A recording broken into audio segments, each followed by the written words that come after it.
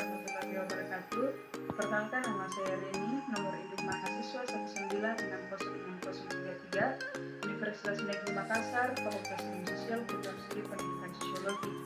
Di sini saya akan memenuhi tugas saya, yaitu tugas PLT1, dengan membuat video pembelajaran dengan dosen pengampu, Dr. Haji Supriyadi Toro, MSI, dengan membuat video pembelajaran mengenai proses sosial dan interaksi sosial.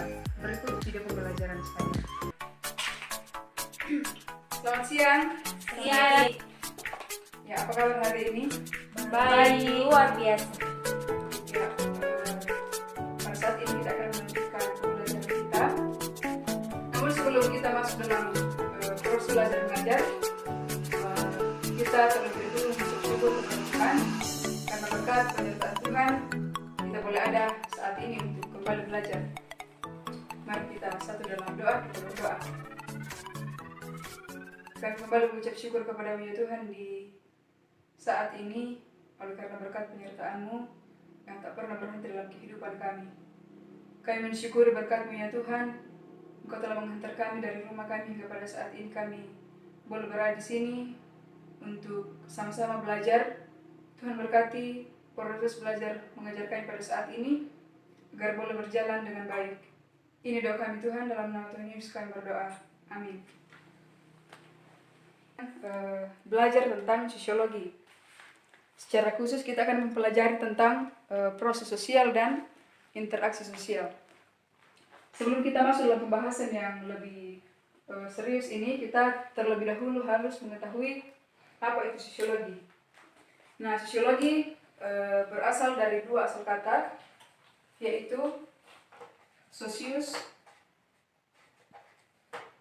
dan logos.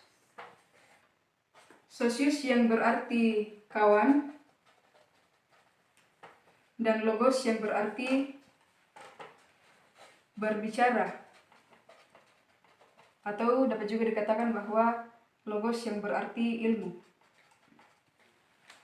Ya, melihat asal kata ini dapat disimpulkan bahwa sosiologi merupakan ilmu yang mempelajari tentang masyarakat, mempelajari tentang hubungan antara individu dengan kelompok, individu dengan individu, individu dengan kelompok, serta kelompok dengan kelompok. Contoh dikatakan berhubungan individu dengan individu ialah ketika saya berbicara, saya pribadi berbicara kepada saudara. Di situ tercipta hubungan antar individu, atau karena ada suatu permasalahan yang harus diselesaikan antara saya dengan Herlin. Nah, dikatakan hubungan antara individu dengan kelompok, misalnya pada saat ini saya secara pribadi mengajar kalian ini adalah sekelompok manusia. Saya mengajar kalian sebagai kelompok, kalian memperhatikan saya yang menjelaskan kepada kalian. Nah, yang dikatakan sebagai kelompok dengan kelompok jika bertemunya misalnya organisasi politik. Dua organisasi politik ini menjalin hubungan untuk misalnya melaksanakan suatu pekerjaan. Nah, kita lanjut. Sosiologi ini merupakan suatu ilmu yang murni, tidak dikatakan ilmu terapan, namun dikatakan ilmu yang murni. Lalu mengapa sosiologi dikatakan sebagai ilmu pengetahuan? Karena memenuhi syarat sebagai ilmu pengetahuan. Nah, sosiologi ilmu yang kategoris karena membatasi diri pada apa yang terjadi saat ini, bukan apa yang akan terjadi ataupun apa yang akan atau apa yang seharusnya terjadi. Jadi sosiologi tidak berhak untuk menilai. Sosiologi tidak tahu mana yang buruk, mana yang baik, dan mana yang salah, mana yang benar. Ya, demikian gambaran singkat tentang sosiologi. Mungkin ada yang ingin ditanyakan sebelum kita masuk dalam pembahasan yang akan kita pelajari bersama pada saat ini. Dipersilakan. saya Enci. Ya, disilakan. Di sini saya akan bertanya, siapa yang pertama kali mencetus atau memperkenalkan istilah sosiologi? Ya, terima kasih untuk pertanyaannya. Ya, jadi sosiologi itu lahir, sebenarnya sosiologi ini masih sangat muda, ilmu pengetahuan yang masih sangat muda. Sosiologi lahir pada saat-saat terakhir perkembangan ilmu pengetahuan. Nah, istilah sosiologi mulai diperkenalkan oleh Auguste Comte. Ya, Auguste Comte ini dikatakan sebagai bapak sosiologi karena beliau yang pertama memperkenalkan istilah sosiologi ini. Tepatnya pada tahun 1839, istilah sosiologi ini mulai diperkenalkan oleh beliau. Auguste Comte terkenal dengan hukum 3 tahapnya, yaitu tahap metafisis, tahap teologis, dan tahap positif. Sosiologi ini terhitung, atau istilah sosiologi ini terhitung sejak atau tercatat sebagai ilmu sosiologi pada tahun 1843. Terhitung sejak tahun 1842, tatkala Auguste Comte menuliskan di jilid penulisan terakhirnya yang berjudul Positif Filosofi. Ya, apakah sudah mengerti atas penjelasan yang telah saya sampaikan? Ya Enci, saya sudah mengerti. Ya, terima kasih. Mungkin ada pertanyaan lain? Saya Enci. Ya, disilakan. Saya ingin bertanya Enci. Tadi kan di penjelasan Enci ada dikatakan bahwa sosiologi itu tidak berhak untuk menentukan mana yang buruk, mana yang baik, mana yang benar dan mana yang salah.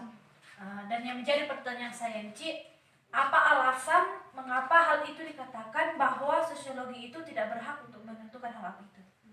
Baik, terima kasih. Ya, terima kasih untuk pertanyaannya. Ya, dikatakan sosiologi itu tidak berhak menilai mana yang buruk, mana yang baik, dan mana yang salah, mana yang benar.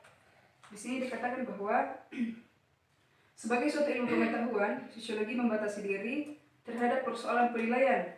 Artinya, sosiologi tidak menetapkan ke arah mana sesuatu seharusnya berkembang dalam arti memberikan petunjuk-petunjuk yang menyangkut kebijaksanaan, kemasyarakatan dari proses kehidupan bersama tersebut. Hal ini bukanlah berarti bahwa pandangan-pandangan sosiologi tidak akan berguna bagi kebijaksanaan, kemasyarakatan, dan politik. Tetapi pandangan-pandangan sosiologi tidak dapat menilai apa yang buruk dan yang baik, dan apa yang benar dan mana yang salah, serta segala sesuatu yang bersangkut paut dengan nilai-nilai kemanusiaan. Di sini juga dikatakan bahwa sosiologi dapat menetapkan bahwa suatu masyarakat pada suatu waktu dan tempat memiliki nilai-nilai yang tertentu, tetapi selanjutnya tidak dapat ditentukan bagaimana nilai-nilai tersebut seharusnya. Dalam hal ini, sosiologi berbeda dengan filsafat kemasyarakatan, filsafat politik, etika, dan agama. Ya, demikian. Apakah sudah jelas? Baik Enci, terima kasih. Ya, terima kasih.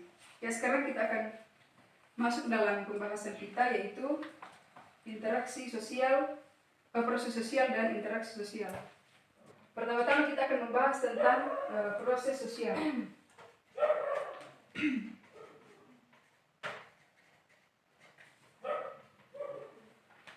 Ya, yang dikatakan sebagai proses, dari kata proses artinya urutan atau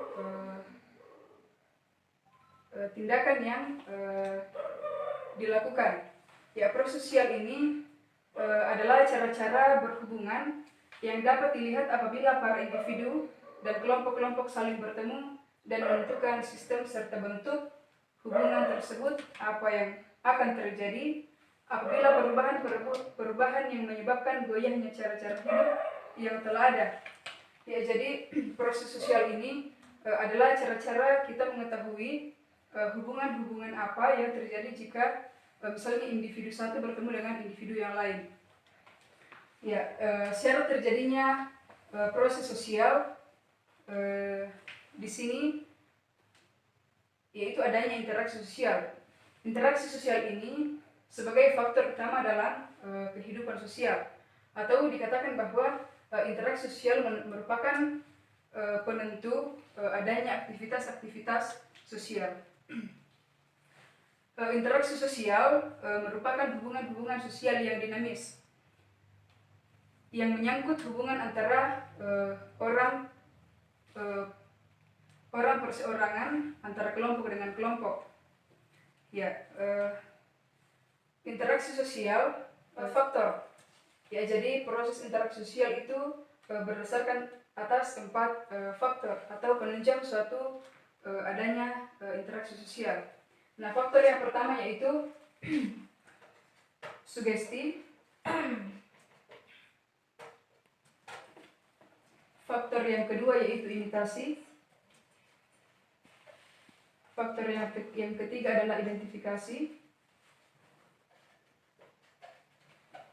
Dan faktor yang keempat yaitu simpati.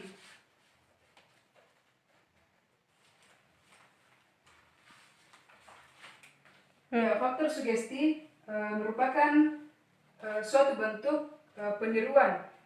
Misalnya saya meniru idola saya.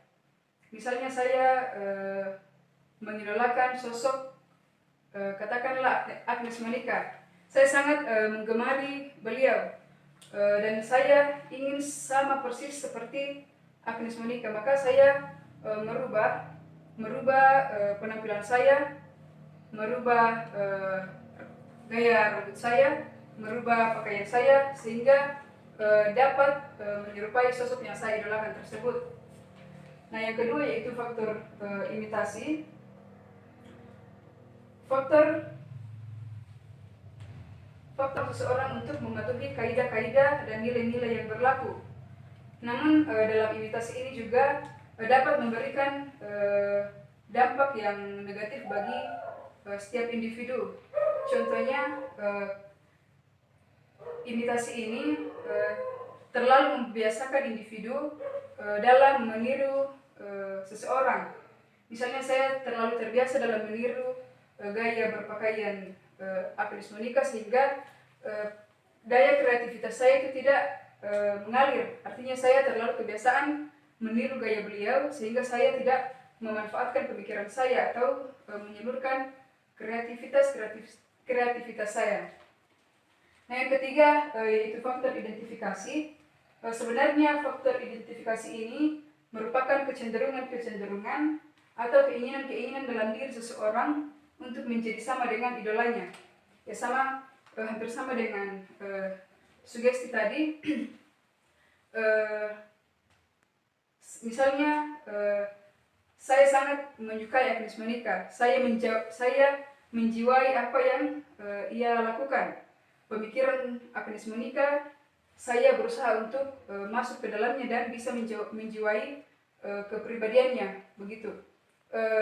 Contohnya, kita semua tahu film Habibie dan Ainun, bagaimana Reza Rahadian menjadikan dirinya selaku Habibie dalam film tersebut. Reza Rahadian betul-betul menjiwai perilaku keseharian Bapak Habibie, dari mulai cara berbicara, cara berjalan, bahkan cara dalam memikirkan sesuatu. Reza Rahadian betul-betul menjiwai idolanya tersebut. Yang keempat yaitu proses simpati. Sebenarnya merupakan suatu proses di mana seseorang merasa tertarik pada pihak lain. Proses simpati ini juga dapat kita rasakan setiap saat, atau bahkan ketika teman-teman kita mengalami, misalnya katakan mengalami suatu kesusahan, di situ rasa simpati kita atau rasa respek kita itu artinya kita berusaha untuk masuk ke dalam apa yang dirasakan. Misalnya Melty sedang merasakan kesedihan, saya berusaha untuk masuk ke dalam dunianya, mengerti dia, dan mulai memahami apa yang ia rasakan. Artinya kita ikut merasakan apa yang multi rasakan. Begitu. Nah, syarat di sini berlangsungnya suatu interaksi sosial itu tidak lepas dari dua syarat. Nah, syarat yang paling utama dalam menentukan atau terjadinya interaksi sosial yaitu yang pertama adanya kontak sosial dan yang kedua adanya komunikasi. Kata kontak ini berasal dari bahasa Latin yaitu yang berbunyi kon dan cum. Kon dan cum ini berarti bersama-sama dan tango. Tango yang artinya menyentuh. Jadi dapat disimpulkan bahwa kontak ini merupakan suatu tindakan, bukan dikatakan ya memang betul secara badania kontak ini kita harus bersentuhan satu dengan yang lain karena memang dari asal katanya itu bersama-sama menyentuh. Namun jika dibawa ke dalam bentuk sosialnya, berhubungan langsung itu atau berpegangan secara langsung itu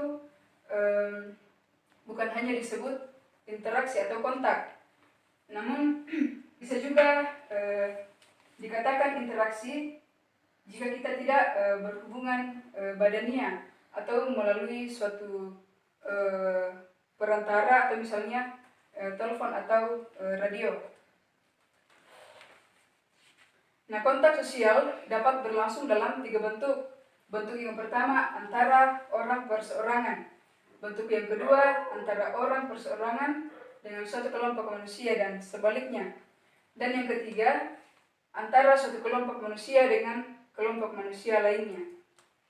Ya, telah dijelaskan tadi bahwa jika individu berhubungan dengan individu lain itu bagaimana, individu berhubungan dengan kelompok itu bagaimana, dan bagaimana jika kelompok dengan kelompok itu berhubungan. Ya, kita lanjut pada syarat yang kedua terjadinya interaksi sosial yaitu komunikasi. Komunikasi yaitu seorang memberi arti pada perilaku orang lain, perasaan-perasaan apa yang ingin disampaikan oleh orang tersebut, dan orang yang bersangkutan pun kemudian memberi reaksi terhadap perasaan yang ingin disampaikan oleh orang tersebut.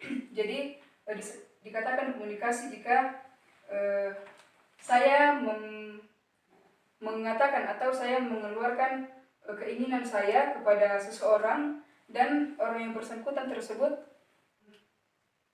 memberikan tanggapan atau memberikan reaksi terhadap perasaan yang ingin saya sampaikan tersebut. Sedikit saya jelaskan tadi di interaksi sosial. Interaksi ini tidak hanya dikatakan ketika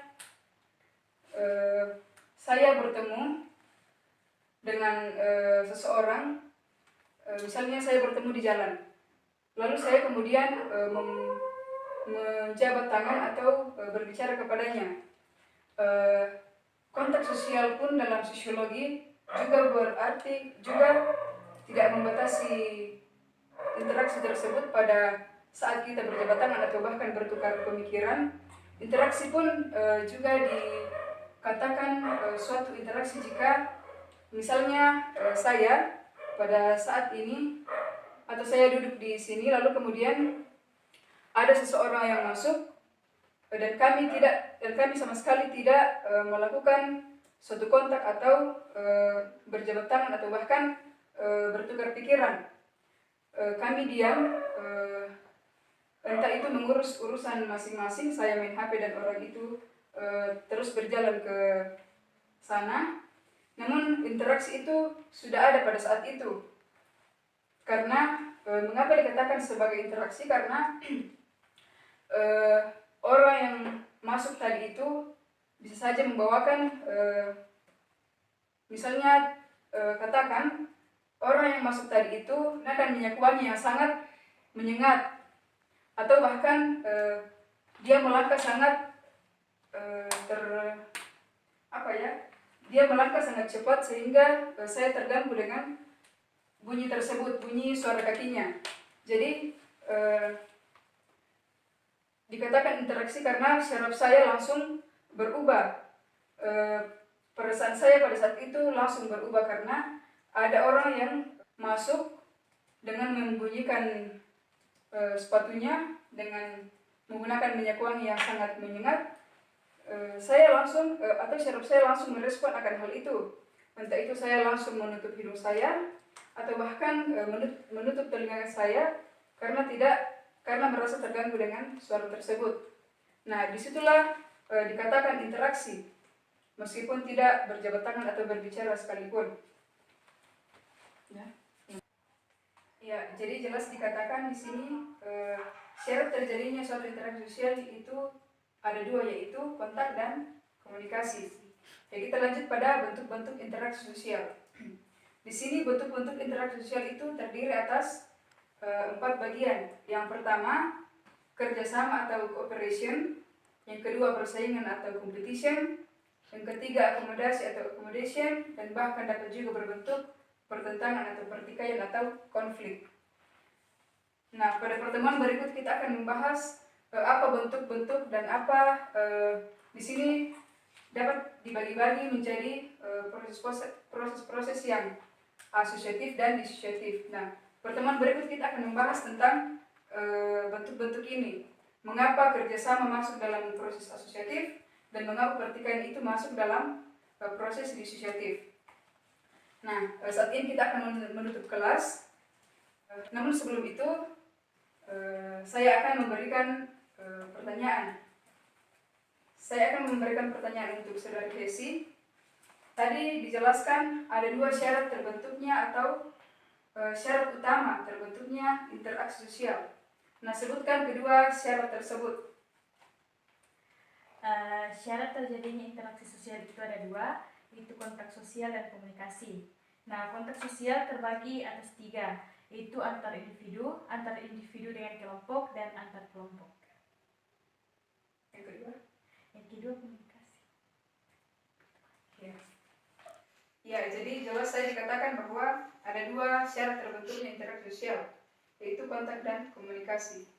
Nah, kita akan lanjut minggu depan, masih dalam bentuk-bentuk interaksi sosial, kita akan membahas itu. Saya kembali mengingatkan, tadi sudah dijelaskan bahwa sosiologi itu lahir pada saat-saat perkembangan ilmu pengetahuan yang pertama dipopulerkan oleh Bapak sosiologi, yaitu Bapak Auguste Comte. Tepatnya pada tahun 1839. Dan sosiologi ini begitu sangat penting dalam kehidupan kita. Tidak mengenal dari kalangan manapun, tidak mengkhususkan diri, namun sosiologi ini sangat penting. Kita bersosialisasi setiap hari itu merupakan suatu sosiologi. Kita bersosiologi dengan kelompok di mana kita berada. Nah, demikian kelas kita pada saat ini. Kita akan lanjut minggu depan dengan semangat yang baru dan semangat untuk terus menimba ilmu dengan materi-materi yang akan kita pelajari bersama. Semoga ilmu yang boleh kita pelajari boleh tertanam baik dalam hati dan pikiran kita dan menjadikan ilmu yang bermanfaat di masa-masa yang akan datang. Tetap semangat dan tetap rajin untuk menimba ilmu.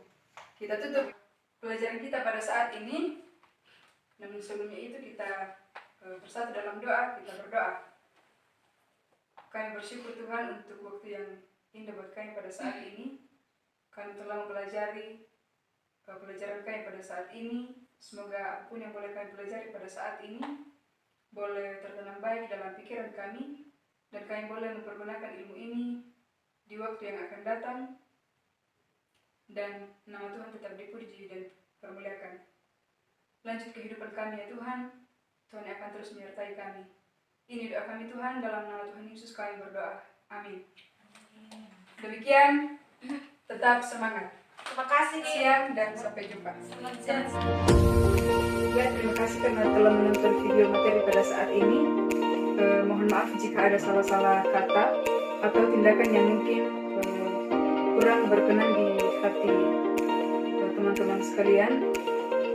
Saya mohon maaf dan sampai jumpa di video-video berikutnya. Wassalamualaikum warahmatullahi wabarakatuh.